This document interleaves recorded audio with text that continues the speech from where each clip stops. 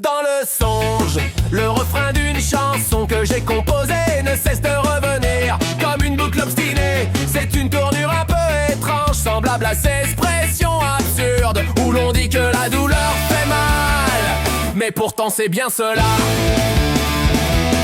Je m'éveille et je demande l'heure, le travail achevé, le repas du soir pris. Je me suis aussitôt laissé tomber dans le sommeil, dans ce gîte de passage, le genre de lieu qu'on appelle Kaikatsu. Oh, oh, oh, oh, pourtant, je sors sans oublier ce morceau de papier marqué d'un code barre qui tient un lieu de passe et devient presque une clé. Et d'abord je m'accorde une bouffée. Bien entendu, du tabac. Il fut un temps où ChatGPT prit une bouffée pour un remède et traduisit cela par drague, ce qui fut, à vrai dire, d'un comique involontaire. Sur la carte du boisson à volonté, je vois apparaître le nom de Dr Pepper.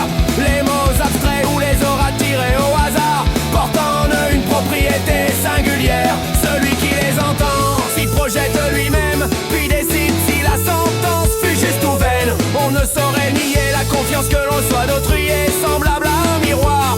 Elle finit toujours par revenir vers soi. Ainsi, si l'on voulait faire de la divination un métier véritable, il ne faudrait jamais perdre cela vue, car poussons l'idée jusqu'à l'extrême.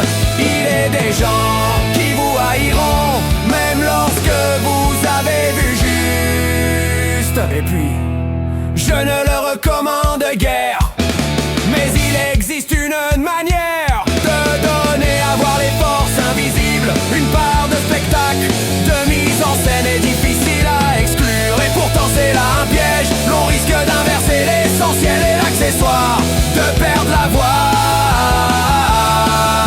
et d'oublier le cœur même de ceux que l'on prétend servir.